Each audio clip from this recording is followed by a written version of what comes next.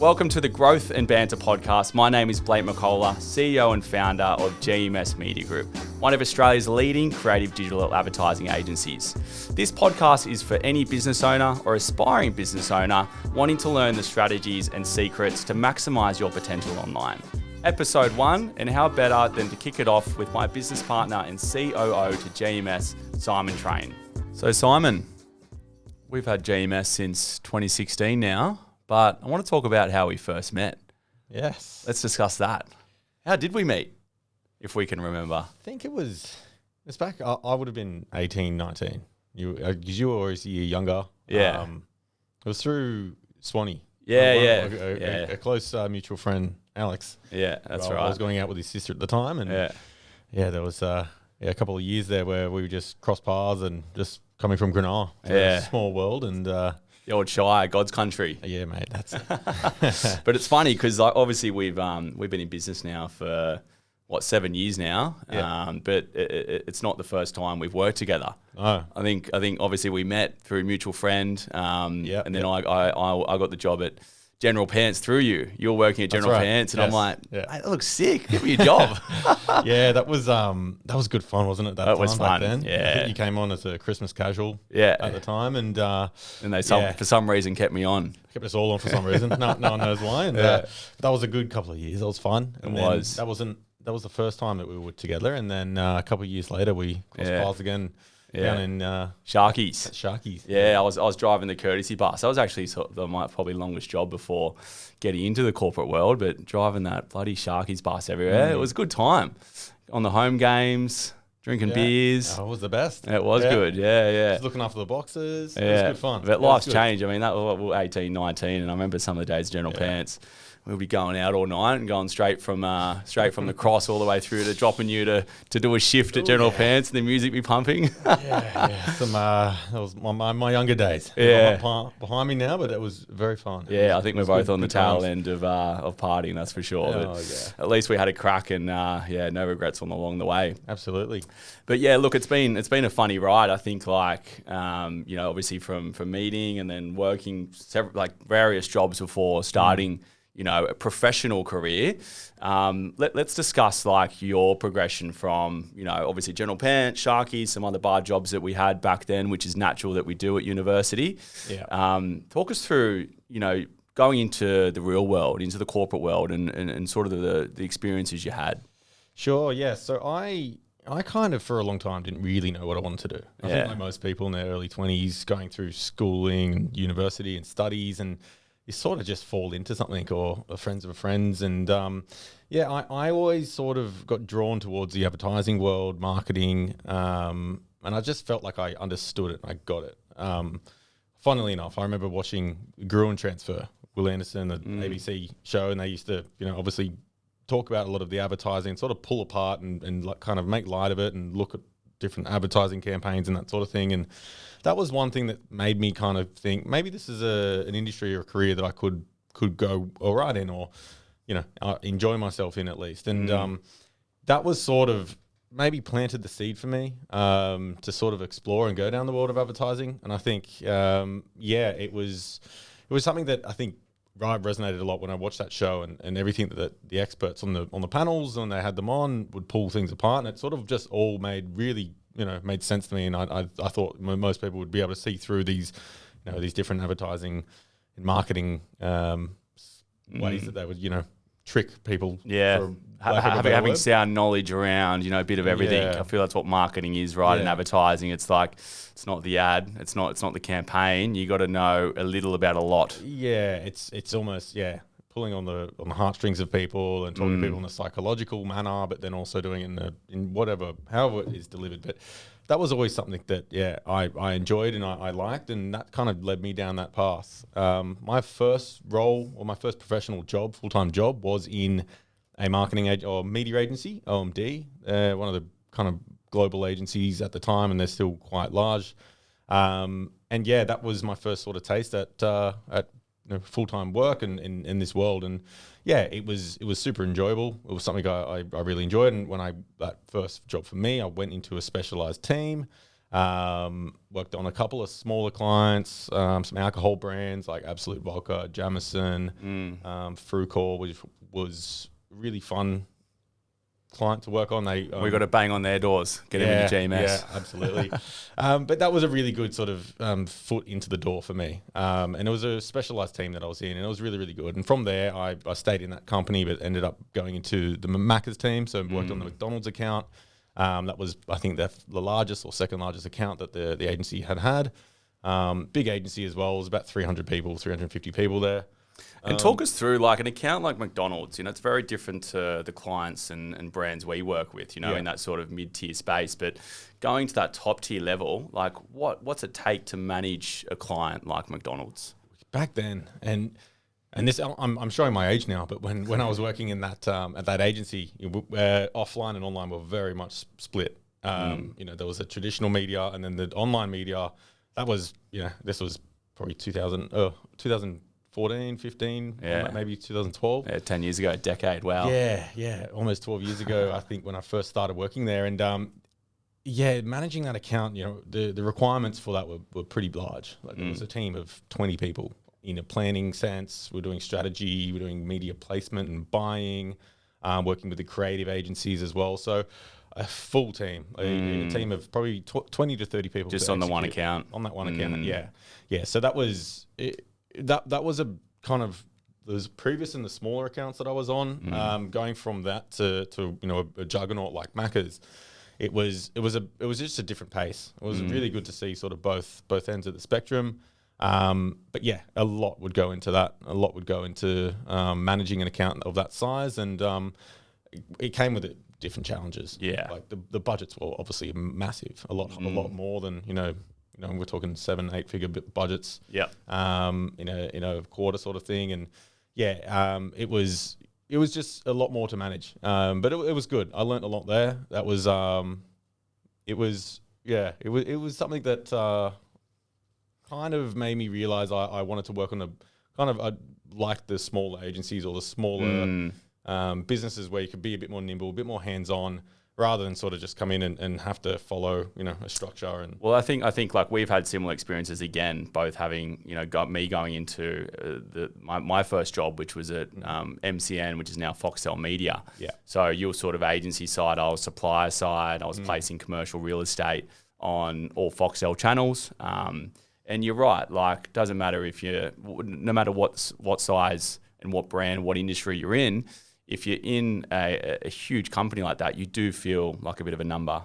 You do learn a lot. You get exposed to how the business operates, get exposed to big brands, you get exposed to quite an oiled machine. But yeah, I think you had that same thinking of what I went through working at that job, and within 6 months knowing this is not for me. Like having to climb that ladder, having to smooth with everybody. It just wasn't something that I've sat well with, and I went straight to a small brand, and that's where I learned a lot of marketing. And I think you sort of had that natural progression as well, right? Yeah, for sure. We going from there, and it was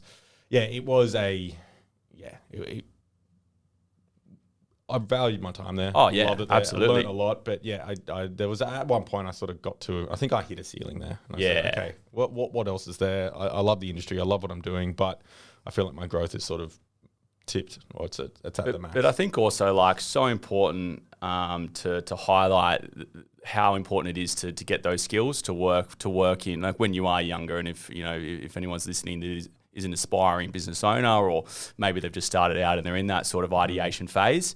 So important to go out there and learn the ropes and get some different skill sets and careers, and not just maybe work at one brand, but a few. I was the same. I had no idea what I wanted to do, and we're still sort of playing the guessing game a little bit. Let's face it. That's what marketing is: test and measure. I think like the biggest thing to know is you have to go out there and there's one thing thinking of what you feel like you want to do, and another thing actually putting that to practice and going, oh wow, this is not me at all.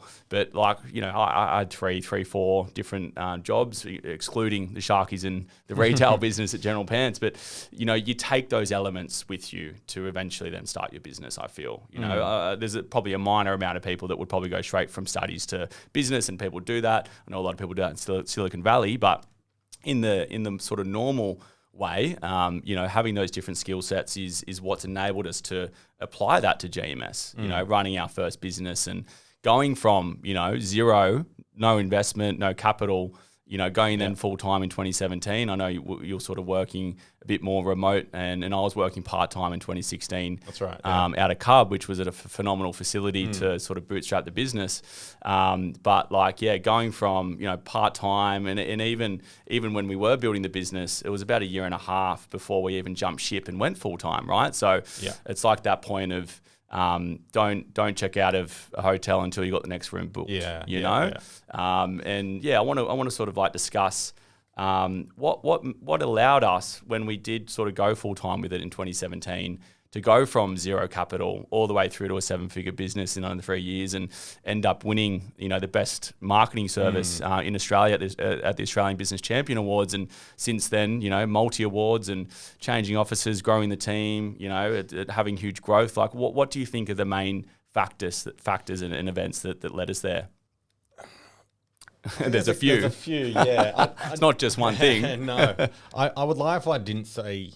I think we were kind of, there was an element of right time, right place. Yeah, timing's everything. Yeah, I think we were fortunate that I think when we entered that market, obviously coming in 2016, 2017, there was, digital marketing wasn't new by any means, but I feel like not many people were, especially in Australia, were able to really make social platform that could work for them and for brands and monetize that from a paid point of view. Exactly. Yeah. I think at the time a lot of people were focusing a lot more on growing a brand and a business and doing a lot more of the organic sort of building. And organic started to die. Exactly. Yeah, and now we're seeing that now with Instagram's going down that path. And, but yeah, it's I feel like there was an element of that. I think with your background as well, with the job that you were working in before we went full time with Meltwater GMS. No, when you're doing the events, Global One, One.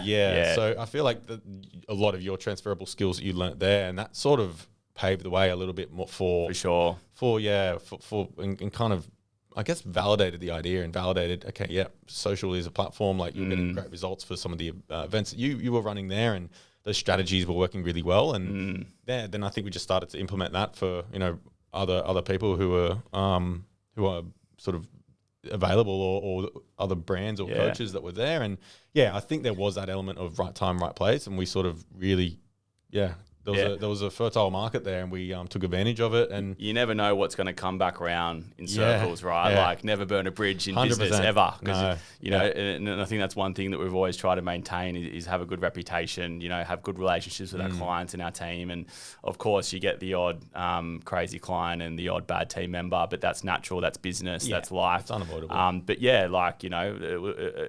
Going on into that marketing role that I was at Global One events, where we had numerous speakers across business and property and self-development, I think that definitely allowed us to build a bit of a presence and portfolio in the beginning, dragging, that sort of knowledge and expertise, and then getting that sort of coaching space. That was a big space that we operated in initially. We didn't even focus on e-commerce in the beginning, did we? Yeah. It was purely lead generation for service businesses and particularly within the coaching and consulting space. So lots of events and stuff like that. And then I was even doing a lot of speaking events back then when we started, I think, which has sort of elevated the brand quickly too. So I think a mixture of our skill sets, having that similar journey, I think also dragging, some of the IP and sort of clients we're indirectly working with in previous jobs to then directly work with. And I think like a big part of that is also having an environment where you can network. And that's what I'm a big believer in, is like as cheesy as it sounds, your network is your net worth, irrespective of what's in your bank account. You know how cliche that is, though. It is so true. So true. It is, it's 100% true. And if you look at, I think we sort of fast forward from back then to now, like if we look at the network we built and sort of culminated, and it sort of rings true. Like a lot of new business that we generate even to today is from relationships that we've had for 5, 6, 7 years ago. And I think that's something that growing and focusing on network from an early stage was one of those pivotal things for us. Yeah. I think right time, right place that was fortunate. But I think at the time as well, we sort of entered this unknown territory, and I think wasn't it? It was, yeah. And I think we were naive, but that worked to our advantage. We were young and naive, but we were hungry. I think if you ask most business owners in a business where they've been in for some time, if you knew what you know now going into it, would you do the same thing? Yeah. It'd probably be no, but like the naivety is you have to have it going into something. Yeah, Otherwise, there's so many things that you just don't foresee happening that is good to tackle, and you have to do that the hard way sometimes. Yeah, because I know at that point there was almost like a tipping point back in 2016. Because I think at the time you were working with a previous business owner. Yeah, there was a time when it was, are you going to keep going with this? And I think you may have even had sort of second guess or doubts. Is that? Before we went in full time with it, I think the plan was always to go full time with it, just when the right time was. But in terms of being able to support ourselves, I think that was the second guessing. Is this something that we can actually do full time and support ourselves and pay the bills? Yeah. That's always the hardest jump. When to make that leap? When to make that leap? Yeah, I think the trajectory to wanting to start my own business was there from pre-uni days, having parents and a family that have that entrepreneurial drive. That's, I think, was sort of in my blood growing up and seeing that. Yeah. They're more in the hospitality background and obviously dabble in that a little bit. And we've got lots of hospitality clients as a result too. So again, sort of cross-pollination. But yeah, I think I always had that vision of and I think we're at a point now of like 7 years, 8 years down the track. What is that next thing? And that's sort of what we're looking at doing next year. And finding bigger office space, looking at other collaborative partners. And I think one thing that we've done really well over the past year is building that strategic partnership network, having a nimble core team and then allowing to leverage other specialists in other areas, because obviously we're very good at paid media buying and driving growth from advertising across omnichannel online, and we could even go as far as traditional. But having those alliances in creative content services, copywriting services, websites, apps, CRM support, back-end email marketing. So it's like we become that holistic approach, and I think that's sort of where we're starting to go down. And I think what next year is looking like for us is sticking to our guns, but having that further high-level advisory where we're able to do it all and bring key partners into the mix and collaborate with those key specialists that we've built up over the time. And I think we've got like 70 to 100 active partners on our list right now on our roster. And it's growing. So it's like we can continue to remain nimble, lower overheads, and then still service brands and do everything for them through our alliances, which I think has been built over time through our own network, through our clients. But, being in network groups like Cub's been phenomenal for us. We're working out of there for a full year in 2017, using it as an office space, and using those co-working facilities. So yeah, networking is super key. We've obviously used shared spaces for some time until last year, where we sort of went into our own office, which was again another leap in the journey. Yeah. And that's always scary. We went from 6 staff to 15 staff plus all the contractors we had, probably up to 20 at one point. Yeah. I think it's and I think like I also want to touch on the fact that we were always chasing growth, and I think for business owners, it's natural to have some figure in mind that you're always chasing, and you want to continue to hit that target and continue to grow at that speed. And there's going to come a time when you hit some roadblocks and adversities. And I think the biggest lesson I took out of last year and post-COVID and coming into this year and next year is, it's not always about scale. It's not always about chasing a number. It's about what can you maximize from your current team and efficiency before you start going crazy and spending your money just because there's money sitting there in the bank account. I think a lot of business owners made that mistake. And I heard a stat recently through an article that it was like 1,000 businesses are closing up every day in Australia. And I think that's just a domino effect from, the COVID, relief and then sort of people sort of not realizing that tax is going to kick in again, and then there's inflation and economic downturn. There's distrust. There's a lot of stuff going on right now, so it is a tricky time. So like, how do businesses navigate through that right now? Particularly from a marketing and brand point of view, like what are the best approaches, and how do people save money in the process? Well, I think we've kind of rode this wave from when we started GMS to today, where I think brands and a lot of businesses would neglect the branding and the awareness and actually focusing on building a brand because it wasn't generating an immediate ROI. Like if you had $100,000 marketing budget, most brands would just go, okay, cool. How much return can that drive for me? If I invest that $100,000 on ads, I want to be able to see 2, 3, 4 times that back. So it's always just thinking about tomorrow's sales or tomorrow, not thinking about 6 months, 12 months, 2, 3, 5 years down the track.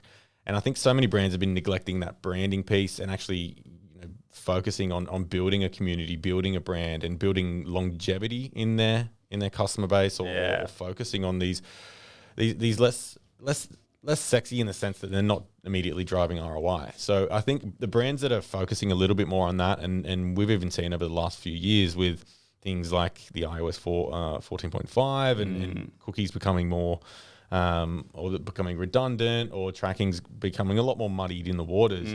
Now these brands are starting to freak out because they're not seeing this return on ad spend coming back from their investment. And then now that's starting to dry up. The brands that had been working on focusing or putting a lot more emphasis and focusing on building a brand and building longevity, thinking about building a tribe or a following and then nurturing that following, then they've got this fertile ground of prospects that are just sitting there. And if there's this emphasis, it's a 6-12 month knock-on effect. So the brands I'm noticing that are focusing and putting some sort of like 5-10% of their focus on like building a brand or tapping into the community. That's I think that's something that is now starting to sort of come back, and people are seeing the importance of that now. But yeah, I think like us, like we can think about our own brand. Like we've evolved, like the shapes and forms that we've come and gone in, like from the industries we've worked into, the size of the team that we have, different services that we're diversification. Like the brand. Like I think if you just sit still and don't try to innovate, update your productize or go down different paths and think about challenging your own sort of status and your own position, then you're just going to get taken over. Like look at Facebook, look at Instagram. Now TikTok's coming along threatening Insta. I still refuse to use it. From an advertising point, of course, we do, but from an organic point of view, I spend less time on that. It's just a void. It's just a void you get stuck into. But there's only so much you can to use and spread your time and energy, and for yourself personally and a brand too. 100%. Yeah, it's splintered. Marketing is so splintered, and it's getting more splintered. We don't have the luxury of having one app where we can just go on and do it all. It's going to become more complicated. And I think, like you said, when we first started, we just did Facebook ads. That was it. A bit of Instagram ad. Instagram wasn't even monetized when we were doing it because they just bought Instagram, and so it was purely just Facebook ads. And now we're like Facebook, Instagram, TikTok, LinkedIn, Pinterest, Snapchat, and then you got search engines, Google, YouTube, Google Shopping, and then all the way to programmatic, digital out-of-home billboards, and then that's just digital ecosystem, social search and programmatic. Then you look at traditional. And then outside of that, you got branding, PR, the list goes on. There's a lot that people can get confused. And I think that's what a lot of people make the mistake on doing, is they try and do spaghetti at the wall and do everything at once. And one thing that we do really well for our brands, which I'm really proud of, is that, we tackle what is the low hanging fruit, what is the highest priority, and then grow with that brand. And we do so through our knowledge from what we've built as a brand, but also through, again, our strategic partners, being able to loop in people, going, okay, we've got the ad sorted, or we've got web sorted, let's move on to content. Then we've got that sorted, let's move on to brand or PR, whatever it is. Let's fix up your emails. Let's then work on getting some ads. And once we've got the data, let's then diversify over to another platform. So it's about tackling one thing at a time, not trying to get too overwhelmed with it. And when you're growing your business, it's important to manage risk and also to not blow your budget. It's so easy to spend money out there. It's crazy. So you got to let the data do the talking. 100%. And I think it's looking at that sort of your digital tool belt, looking at every single platform that's available. And not going with all of them, like you said. Like, don't just throw the spaghetti at the wall, but have a strategic plan and sort of approach for every single one of those platforms. Are they going to be relevant for you? LinkedIn might not even be a viable marketplace for your brand. TikTok might not be working for you at all. So just because they're there, you don't have to use them. But I think if you are to use them, have a really solid plan of how you're going to be using that platform. How's it adding value? Think about how your customer is actually or using that platform. Yeah. And then, then make a plan around that. Like we just ran a workshop last week. It was yesterday, wasn't it? Just on TikTok and integrating, the how to use that differently to Meta, and I think like we've moved to an influencer marketplace to a creator marketplace, which is an amazing opportunity for brands because we don't have to spend 10 grand on an influencer's post and that just goes on the feed and that's it.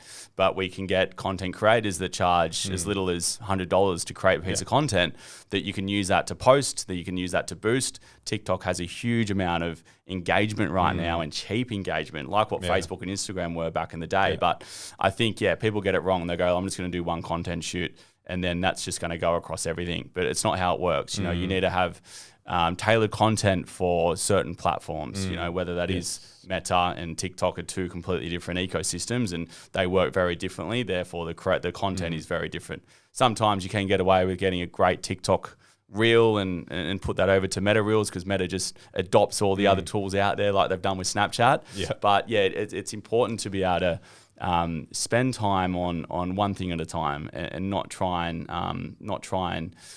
do a mediocre job of everything because it is so easy to get caught in that trap. Yeah, absolutely. Yeah. It's I think like a big part of what we really pride ourselves on from a team point of view is culture as well. And there is this whole work from home life balance. I want to talk about like what's your view on the balance between that. I think we've sort of struck it quite nicely. I think we're even going into summer and we're going to probably create more flexibility over that summer period. But I think even big corporations are now struggling with 2 years post COVID having to get people back into the office. But there's this stigma and just expectation now from staff to just make their own rules up. It's like well, there's got to be a bit of a give and take there and a meet in the middle. But I feel like it is sort of collaborating a little bit and going back to normal. But what do you feel business owners are doing mostly?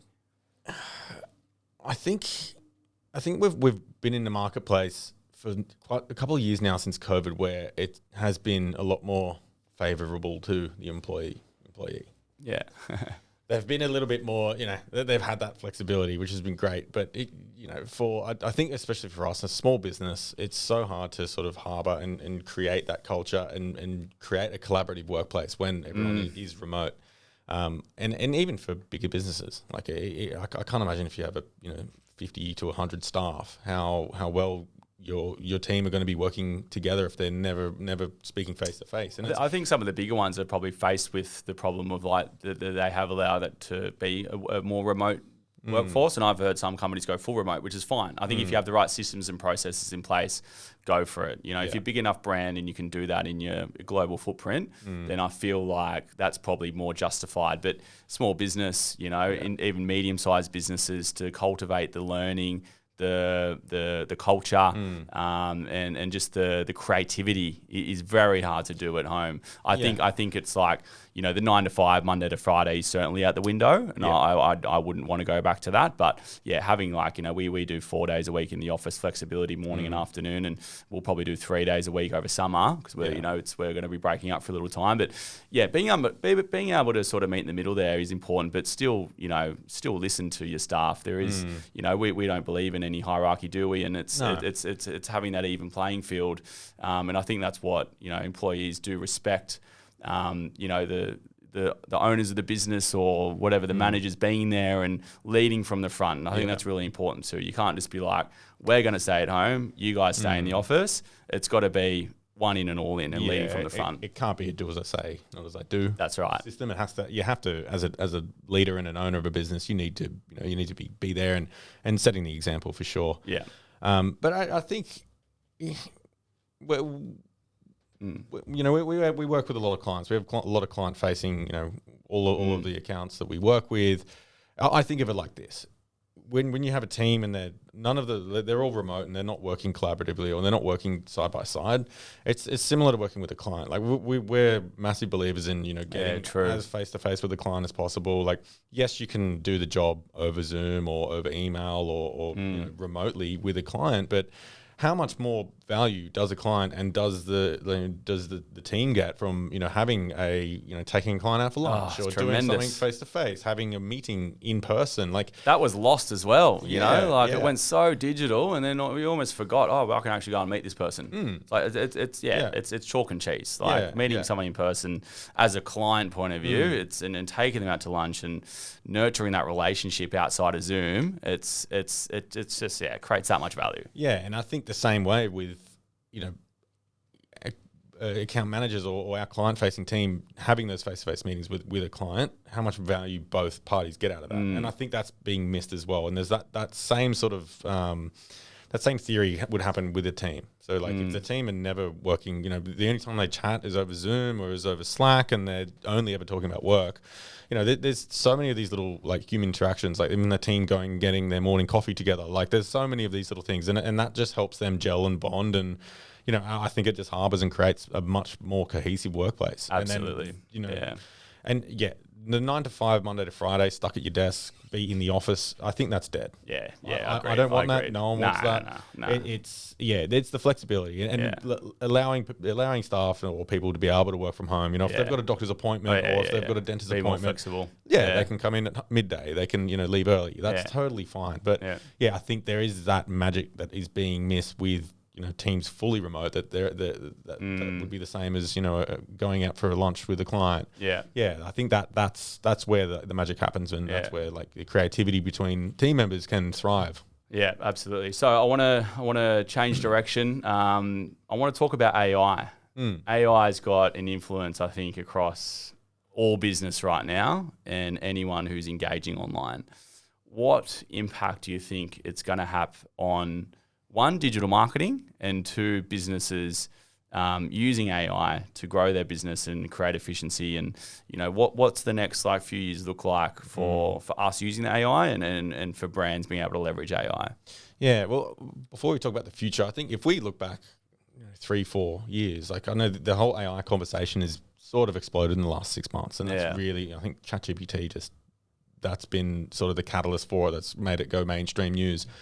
AI has been a huge part, especially in digital marketing. Like if we look 5 years ago at all these ad platforms, Google have had some form of AI. It's machine learning. They've been using AI this whole time. We've been using programmatic. Exactly, like allowing an algorithm to optimize your ads for you, or giving it some sort of signals to go out and find, building a lookalike audience. Like they're all forms of AI in a sense. So I think it's just going to get more and more sophisticated. Obviously. In the next, I think how businesses at the moment can be best using AI.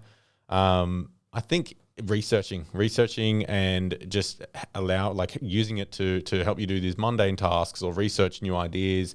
It's just another sort of feather in your cap where most all brands should be implementing it in some way. And we did a lunch and learn, or we've done plenty recently, but one with our contractor who works behind some of our key accounts, and he showed us how to use ChatGPT to run what was it? It was it was an article, the way you talk to ChatGPT is not just hey, send me some article ideas on this business. It's like, can you please, run a synopsis of this brand using this context, and do it in a way that speaks like this. So it's like talking to it like a human. Yeah, exactly. And I don't think these tools like ChatGPT and other AI tools, they're not like the be all end all thing. They're not straight out of the box. They're not going to replace people.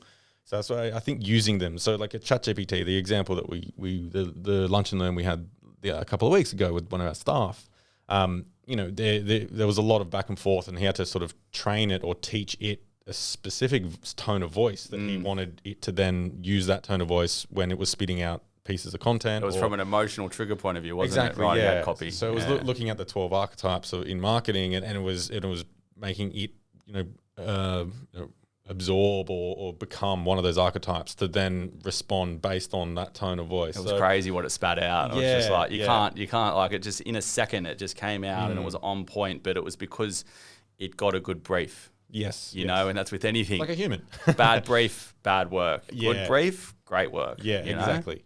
And I think what we're going to see over the next couple of years is there's probably going to be experts who are like staff or a new skill set in expertise in how to use AI. So there'll like be AI specialists that will be able to come into brands and businesses or consult to brands and businesses and come in and use these tools like an expert and, you know, start to implement them on behalf of a business or a brand. So in like that example, like, you know, anyone can just open an account and use ChatGPT. It's a tool. How well you can use the tool is, you know, how skilled you are in, you know, the theory of it. But I think we're going to see a lot more sort of these unique, specialized roles around AI and how people are going to be using AI to help brands. And it's not about my job's going to get taken over from AI. It's about how do I pivot and leverage AI to improve what I'm offering as a service. So, you know, a good example is a lot of copywriters out there might be freaking out, and the ones that we partner with are smart enough. They've already adopted it, and they're actually offering services in order to create briefs around how to talk to AI, you know, and build a messaging brand guideline, because it's very common that we have a logo and brand guideline for businesses, but what's neglected is the messaging guideline, you know, the tone of voice of that business, and a couple of copywriters are creating, you know, these context briefs for brands where they can actually plug into chat GPT. So then that operates and uses the tone of voice and the brand guidelines from a messaging point of view for that business. So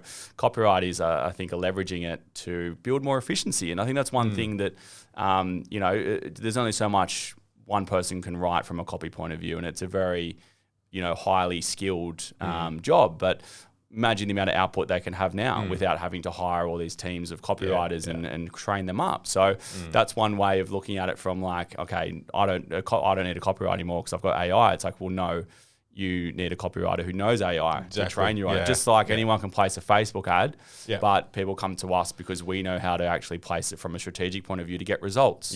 So I think that way of thinking is very important in what we should and how we should be looking and treating AI in the future. Yeah, at the end of the day, it's another tool, and those tools are as good as the person using them, right? Yeah, 100%.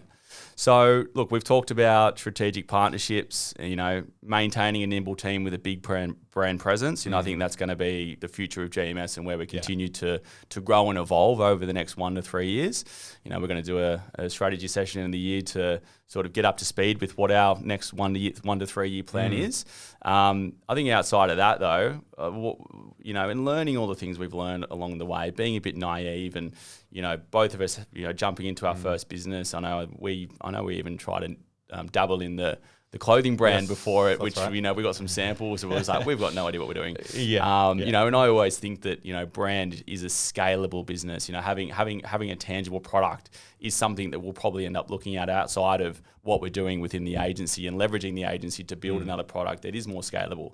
There's only so far you can scale an agency unless you start getting acquired, or, you know, partnering. And that's one thing that we will start exploring. But I think if you were to, you know, both of us, if we were to start the agency tomorrow, what would we do differently? What would you tackle first?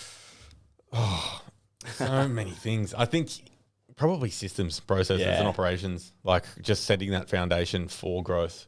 But you obviously don't know what you don't know. And it's so easy with hindsight to look back and say that. But I think one thing that we did really well, and we still do really well, is the whole time throughout our journey, we will asked if something was possible. We didn't know how to do it. We just said, yep, we'll figure it out. And like we were so confident, just going, yep, we can do that. So I think being able to, that's something that I pride ourselves on, and what we were able to do. And, you know, we just took on anything and just figured out the solution for it later. There's a lot that you can't teach, but I think having really solid foundation for growth would be one thing. So building those systems and just getting really clear on those processes. Another thing would be to know what the end game would be.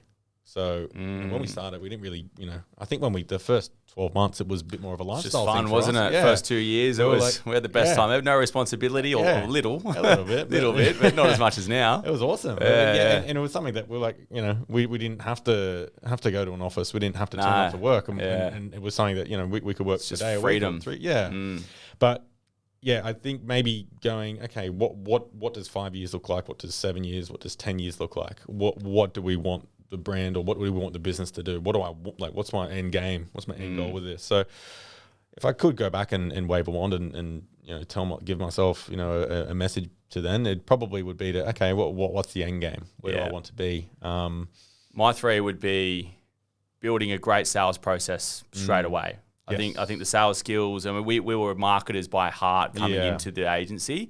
I think I naturally learnt sales as we went. I didn't really have a full-time sales gig prior to having the business. Yeah. That's one thing that I've sort of, taught myself, and we've learnt through the business, and think that we're really good at it now. And we've built a phenomenal sales process, and it's killing it at the moment. But yeah, I think sales is so important. If you don't know how to bring, without bringing clients in is one point, bringing inquiries in, but being able to convert and take it through a process and being able to sell effectively and acquire new clients. Without that, there's no lifeblood of the business. Yeah. Another one is brand. And I think we've spoken about that already. Like, we didn't really focus too much on the brand back in the day because it was just about generating results, and you could get away with slapping together a landing page and neglecting the brand. We worked with some clients that didn't even have a website or a brand. We'd just literally create the Facebook page, get a landing page done through lead pages or ClickFunnels, got results, and then we just that would be it. That would be the business. They'll just then get the inquiries and sell on the back end. Yeah. And I think outside of that would be, having a really good culture team, and just making sure that you're hiring the right people in the right departments, and sticking to your lane, having a niche, and not trying to be the master of everything. Now we can sort of expand into more services because we've got that name for ourselves as being great media buyers online. But we started out doing Facebook. Now we're Omnichannel. So I think having that niche, outside of having a great culture, that would be my sort of my top 3 there. Yeah, for me, in the business, that's probably one of the biggest challenges with running a business that I just totally underestimated was hiring. Staff. Like, it is such an important thing. Lucky I was in recruitment at before we jumped ship. That came in handy. Yeah, it did. Yeah, absolutely. Look, I think next year, 2024, what's going to be some of the key things, like from a digital marketing point of view, evolution aside from AI and that? What are we going to be focusing on, and what should brands be looking out for next year in 2024? Yeah, I think that it seems to be this this demand in the market for really agile but sort of brand agencies that can provide a lot of services, and bringing in specialists. So obviously we're looking at going down that path, and I think the sort of having the best of both worlds with the sort of the agility and the agile thinking, and being able to sort of make decisions really, really quickly, because in the digital marketing world, speed is everything. Trends come and go within a couple of days, within weeks, and things just evolve so fast. So having a team and an agency that can sort of adapt and change their thinking and think on their toes really, really fast is massive.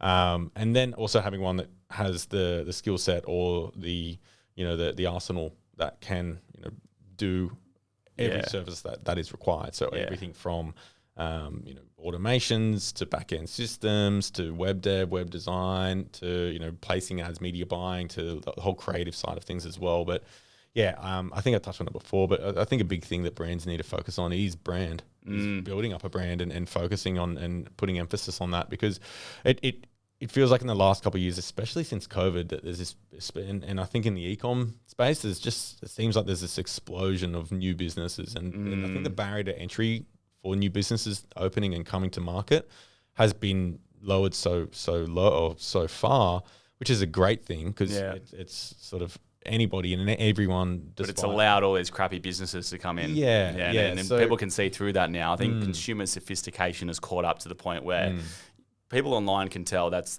someone who's don't have their shit together versus someone who does, or that's a crappy product versus a good product, or that agency's talking through their ass, that one's actually telling the truth, you know? So I think, being authentic, having a great brand to sort of help communicate that, and having that emotional connection to your customers and not neglecting them is massive. Sure. And I think, like, with the whole iOS, privacy first that Apple's taken, that's enabled, that's disabled us from having a really clean tracking system, we've almost gone backwards in a way. We could track things and therefore people would neglect brand. But because of the iOS, I feel like that's been a push towards, okay, we can't now look at things so black and white. No. Therefore, we need to look at things more holistic and focus on a really great brand and look at the business as a whole and not just what's Facebook returning me, what's Google returning me, and if it's not working, then cut it off. It's like, no, you still need to be online, you still need to be present. There's so many, and even creating content and consistent content, I'm sure is such an important thing and it's gonna be more important. It went from just writing text captions on Facebook to then photos to videos to now Reels. AI Reels. It's just going to continue to go down that path of being more complicated. But I think the more that a brand can tick off those main areas around having a great website, brand and marketing and content, it's all those touch points. Back in the day, there was probably several or maybe, less than 7 touch points that a customer would take before making a decision. Now it's up to 25, 30 because of the amount of complexity and saturation that's going on. And I've heard a crazy stat, and I don't know how true it is, I still don't believe it, that we get exposed to 10,000 different types of commercials or advertisements a day. Yeah. Maybe that's more of an American stat than here, but it's still somewhat outrageous that we have to swim through all this clutter. Yeah. Which is why you need to be more present and why you need to be more consistent with your brand. It's almost like you look at those movies like Back to the Future and those futuristic movies when they so true. There's just ads like floating, Times Square, hologram ads running. We're getting them down to that. We're like going towards that society. And absolutely, it is so true. Think about how much people are consuming on their phones right now, and like how many brands. It's a dopamine hit, isn't it? It's so addictive. It's just So that stat wouldn't surprise me if that was close to the number. Yeah, we're heading to scary times. Now, I know, again, brands neglect a lot, and then a really important thing that we do and what agencies do for customers is that we work proactively. We're working the next 3 months, 6 months with our brands and not just doing day-to-day. Let's have a look at the ad account. What are the strategies that brands need to be implementing for the upcoming holiday season? Things like Black Friday, Cyber Monday, Christmas, New Year, all going all the way through to Australia Day and Easter. There's so many different moments that brands need to take the opportunity and capture, customers looking for offers and looking to spend money. What are some of the strategies that we're looking to implement as an agency to our customers, and what a brand should be looking at? Yeah, so I think definitely this time of year, so coming into the back end Q4, it is, especially for e-com, it is a crazy, crazy period. You've got Singles Day, Black Friday, Cyber Monday, and then that pretty much naturally CPMs are rising. The cost of advertising becomes more expensive as well. Yeah, so a few ways to combat that and just be prepared for that. I think the brands that are focusing and planning this stuff, months out, so even as early as August, September, even maybe October at the latest, starting to actually think about this holiday period and sort of priming and prepping their audiences for this moment. And because like what we're just saying, there's so many different brands out there, the saturation in every single vertical and every single sort of industry is just, it's just rising. So the brands that are, they're doing a lot of priming campaigns and just building up a bit of an awareness and focusing on awareness and brand at this time. Now, they're going to be the ones who will win, come those big sales periods. They've already done a bit of the legwork now.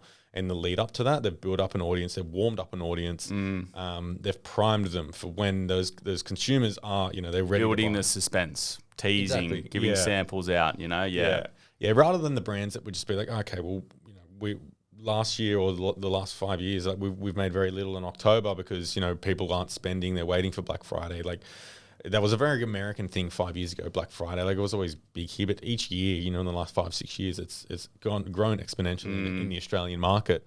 And the consumers are almost expecting and waiting for Black Friday. So there is this, there is a bit of a lull in this period now in October. But yeah, brands who neglect this time are the ones who are going. They're not going to, they're not going to make as much of a splash back in Q4 or around those big sales periods. So the brands that are consistently staying relevant and just, being top of mind and popping up in people's feeds, they're the ones who are going to really, they're the ones that people are going to remember and think of. And I think also it comes back to that scarcity. I think some of the common threads and there's common threads with some of the brands we work with that have been really hyper successful, and it doesn't just come down to us. We're a byproduct of that. Advertising is often one of the pieces in the whole puzzle.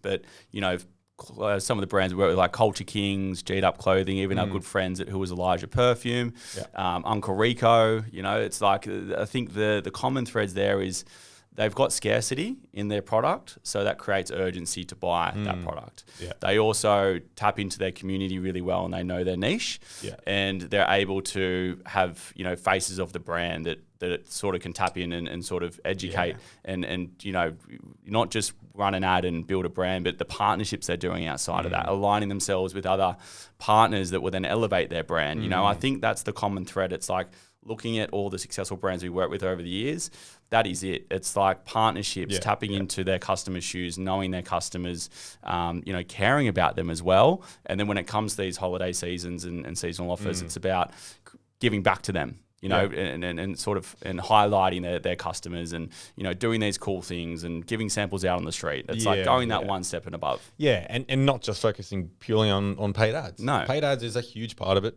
no doubt about it, but it's all the other things that they do outside of that. And I think those brands that you mentioned, the paid ads won't work unless they're doing that. Exactly. You know, it's like we're only so good as what the brand is. You know, which is why we have to have all these other strategic partners. We're like, there's a gap there. We need to plug that and plug that and plug that. But the ones that we're able to work seamlessly with are the ones that are actually not just palming it off to an agency and go, they're going to solve all my problems. They should be looking, or brands should be looking at agencies as an extension of their team. Yeah. Being, you know, working collaboratively with them rather than, you know, do it all, you're my marketers, go for it. It's all those brands, they do a phenomenal job at, you know, speaking to their audience, like being the face of their brand and just constantly and consistently, like, putting out and churning out content that is relating to it. And it goes back to that point, like the brands that are doing that in, you know, these lull periods and you know, putting a bit of money into awareness and branding, building up and just staying top of mind with their customer. Then when these sales periods come around, they're the ones that they're gonna buy from you. Right? Exactly. Yeah. And they're already planning that now. You know, it's like same as the New Year's. A lot of people start kicking into gear, particularly from a service-based point of view. I know like our coaching consulting clients would always run news resolution campaigns, and particularly when it comes to like personal development coaches, business coaches, that's the time you want to start planning. But they're doing it now. They're not doing it in January. People don't really start coming back and kicking into gear in Australia until end of February. It's like you sort of sit there, you're like, what is everyone doing? They're still on holidays. But you got to start doing the legwork. You know, the proactiveness is so key, and having a schedule and, you know, leveraging agencies and partners so then you're not trying to do it all, because you're just going to be chasing your tail. Yeah, for sure. Yeah.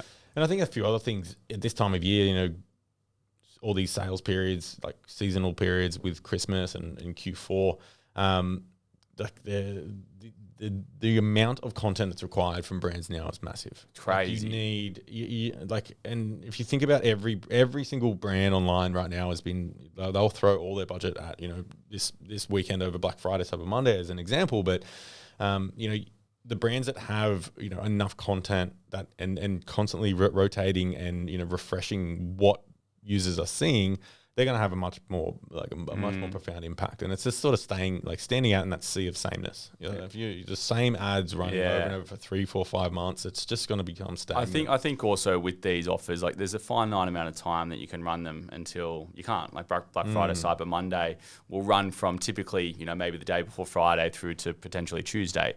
So it's about leading up, like you said, having a lead-in campaign, about teasing what that offer is going to be, you know, running that offer over that weekend period, or, you know, maybe extending that a little bit more.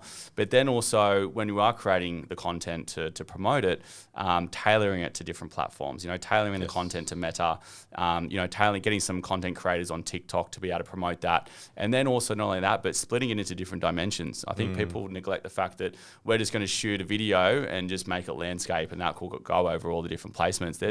There's over, I don't know, 15 to 20 different placements on Meta as an ecosystem. So having newsfeed 1-to-1 dimension, having story dimensions 9 to 16, you know, getting reels done, having different content for TikTok, having different content obviously for YouTube, you know, and going all the way through if you're running programmatic campaigns, again, display advertising, it's a whole nother different type of creative. So it's about setting it up and having the time to be able to treat different placements and different platforms properly to get the message out there properly too. Yeah, and then add to the complexity of it, like what stage of that funnel are you doing that on social? Yeah, that's right. Across, the awareness. Is it awareness? Is it conversion? It's not just a one size fits all approach. Will just not work.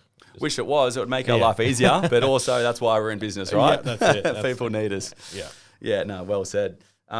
Look, you've since we've started the business, where you've had a lot of life changes. Let's talk about family. You've got 2 young boys now. 2 little boys. Yeah, yes. you're running the back end of the business, and managing the team, and how do you juggle it all? Mate, I think that's always been the biggest challenge for me, even before having a family, was like juggling, my social life, my health, my business, my wife, or my partner, now my wife. But yeah, now I've thrown kids into the mix just because I don't do anything by halves. And it's just, it's, I don't know. I somehow find a way. I'm yet to explore it, so I'm looking for an answer. Yeah, it's, I think naivety is what goes into doing business, and it's found myself in the same position. I think like, and we've been working with an advisor for a year now, David the legend, and where I think one thing that he explained really well, and I think applicable for anybody, irrespective of what you're balancing in life, is a thing called having a SWAT team. So, in business, you have all this support function to run a business, but often you neglect that from a personal point of view. So, having someone who you go to that cuts your hair, that goes and, you might have a physio, you might have a chiro, you might have the same dentist, you might have the same hairdresser, a mental health coach, a personal trainer, a golf coach, someone that teaches surfing, whatever it is. Like having that SWAT team to be able to leverage and tap into that support network. So then, when life does get tough, and it is tough, we all struggle. Mental health is a huge thing right now. We're doing a lunch and learn on, how to give back from a community point of view next Thursday with a good friend of ours. And I think, and then also doing the CEO to Dare Cure Ice Bath Challenge next Friday. But I think like having a support network for yourself and actually documenting that and writing it down. So then when times do get tough, you go, actually, I do have people I can lean into. It's not just myself. Yeah. It's not just myself and my friends and family. It's also these professionals that can help me in all areas of life. And I think that was a beautiful way to put it, having a personal SWAT team. Yeah, it's just a simple way to think about it, right? And I think like, especially business owners, like you'll do all of that for your business. And that's only one aspect of your life. You got your health, you've got your social life, you've got your family. So yeah, looking at doing that for every aspect of your life is only going to help. And it's like getting a trainer, getting your health goals, getting your six pack and going, job's done. I'm just going to go out and get pissed every weekend and eat burgers. It's like, no, the consistency of it's really important as well. Yeah. And I think people neglect the fact that like, you train every day, but what are you doing to train your brain? What are you doing to maintain your mental health? What are you doing to go out and do co-curricular activities? So you're not just going from work to gym to TV. It's like, having that sort of, and that's something I've always struggled with as well, is like consistency and building that sustainable life. I think I'm slowly getting there, like, 34 now, getting on the tail end of my partying, it's like you got to start thinking of your health. Health is the most important thing. And like when we're running a business and we've got, 40 to 50 clients and a team to manage all these partners. And, sometimes if I'm not in the office, I spend one day and it's like 200 emails there. It's like, you got to stay consistent. And it's those daily habits that then reap the long-term rewards. And you can't do that unless you've got a support network around you. Yeah, you can't do it on your own. No. Like you need support there. I think people who do go into any aspect of life, but with business, they go into it just thinking, they know it all. They can do it all. They don't need anyone's help. It'll never work out. No, it's never good. You need that support, and I think it's important to know when you do, and not be, don't feel ashamed if you need to ask for help. Yeah. If it's with your mental health, if it's with your physical health, if it's with getting help with your business. Like so many people are. Look at all the business coaches out there, and everyone, most business owners should, if they don't, but most do have a coach or a business coach. Like, absolutely. And then, that same logic applies to every aspect. And then, we've had a business coach for now, we've changed business coaches, but we've had someone there for a good 3 years now. We got the business to a point where we're like, okay, we need to tap into some help. Like there's only so far we can go. Let's tap into some coaching and get some advisory support from people that have already done it. Exactly. And I think that's something we neglect as well. You read a book, you're reading someone's experience over life. It's like you got to self-educate. You got to tap into professionals. Yeah, and we'd always, throughout the years had those little goals that we set ourselves, And we could have easily, once we got to, that first milestone, been like, great, we've done it. And then I think being able to go, okay, what's the next step? And then been like, okay, we've hit our ceiling, or we've hit our ceiling with our own knowledge and what we know. And then going, okay, cool, let's engage with some coaches, or let's engage with, a sales coach who can help us with our sales process, or a business coach for like full direction of the business or whatnot. So yeah. Yeah, absolutely. Cool. Well, I got you back, brother. Yeah. I know you do. Bit of fun. What would you say to your younger self in high school? Man. If you could turn back the clock, what would you say to yourself? I don't know. Probably just, have more fun. Probably. You don't think we had enough fun? I probably had too much fun, to be honest.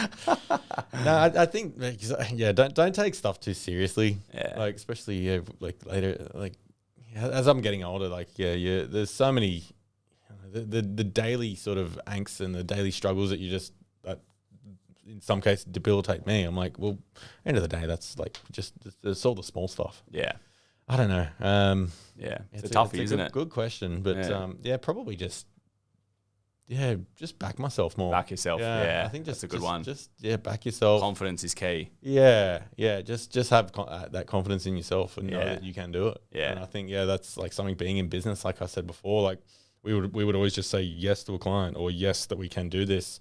And even if we didn't know what it was, we would figure it out and probably spend 3 nights up, like just stressing out about taking on a job that we don't know how to do. But then we'd figure out how to do it, and everything turned out to be okay. It works out if you've got the good intentions. The universe has your back. Yeah, exactly. And don't sweat the small stuff. Like there's been sleepless nights with both of us. That agencies are hard, man, and business is hard right now. So you can't sweat the small stuff. Yeah, and look back and just go, that was it was nothing to worry about. But I think being resilient too, right? Like I think we're both pretty good at just getting on with it. If something bad happens, or we go through a tough time, or whatever it is between the business and personal life, it's being able to like, how do you deal with yourself and be resilient in those moments that matter most. It's not about, I think the character's not about what's shown when you're at the top and when you're having the best time of your life, because anyone can look happy. It's like, how do you react and how do you pick yourself back up when life hits you in the face, you know, and how do you be resilient and, tapping into that SWAT team, like I mentioned, to get you back on top. And, life is fluctuated, and there's no such thing as happiness without sadness. You got to go with the ebbs and flows. Yeah. You got to go through hell to get to heaven. That's it, mate. Yeah, absolutely. So on the flip side, where do you reckon you'll be in 10 years? Oh, mate. Where do you see yourself? 10 years. I actually found a book a couple of years ago, and I had done a 10-year plan. Yeah, wow. And I think probably 10 years prior to that. And there was a few things in there. I think it was when I was maybe 17 or 18. And there was, I think one of them was own a business, start or own my own business. So I did that one. And there are a few others. I was like, own multiple properties. I like own a place in London, own a place in like New York or something like that. And there's all these other things. You're a property developer? Yeah. But yeah, I don't know, 10 years time. Man, I'd like to see myself on like a remote property near the beach somewhere. Yeah. Semi-retired. Well, still working. Have a bit of a holiday home or something. Yeah. Like that. Still, giving back, if not running a business still, but probably giving back to people in my shoes. And I mean, we're still going to be young, let's face it. 40 is the new 30. Years, yeah. So, definitely doing something. I'd love to do something in like conservation, like environmental conservation or wildlife conservation. But I think I'll always be in some form in this marketing space, because I just love it. Yeah. I mean, marketing's business, right? I think the amount of transferable skills we've learned to be able to go and build another business, and we're going as far as partnering with some of our clients to go in with them. Like I think we're at that level now where we've got the confidence to be able to go, let's leverage the agency to start other brands. So I feel that's going to be the natural progression for me in the next 10 years is leveraging what we've learned to go and build other brands that we are very passionate about, and aligning ourselves with potential charity partners, like what you said, the conservations. That's something that we've been meaning to do for a while that we should definitely tackle. So, let's see. Stay tuned. Yeah. Now, I think I want to go back on the family. What do you feel is like being the biggest transition from, winding back the clock from how we met to having agency life to having 2 kids? Like, what's been the hardest part and challenge from that transition that you've had? Because I see a lot of my friends right now, you know, getting married, having kids. I'm sort of, you know, I don't have kids yet, so I can't really empathize. I've got 2 nieces, and I'm seeing you sort of go through it. But sometimes I forget you've even got kids because we're sort of sitting next to each other at a desk. It's like, what's been the biggest transition, and what's some of the things you have to sacrifice in life to balance it all? Sleep. Sacrifice a lot of your sleep. Sleep, yeah. Yeah, I think just balance, just finding that balance. My partner, my wife Paige, she's a superstar. Like, she's been so good with, you know, with the boys and with me, and she's always been super supportive of everything that I've done in business and in general.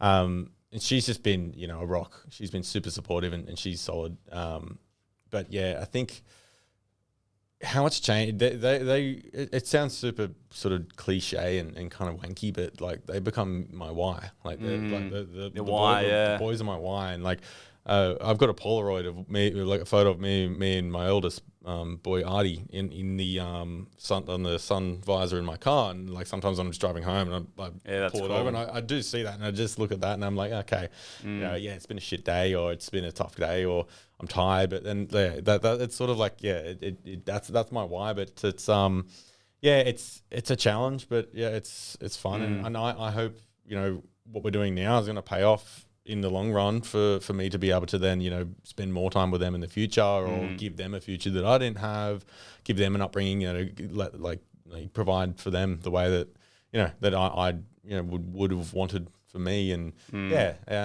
it's been fun. It's been a challenge, but I think it's just been one thing to the next, and it sort of just keeps me going. Yeah, absolutely. Whether it's business or whether it's them, but it's always there's having always the why. There's never something new, but there are sacrifices and you know, challenges that come with it, but it's like anything in life. And I think I'm not the first person to have kids. No. So and I won't be the last, right? And everyone goes through it, and I mean, man, if I can do it, and I think most people can. Yeah, well said. Well said.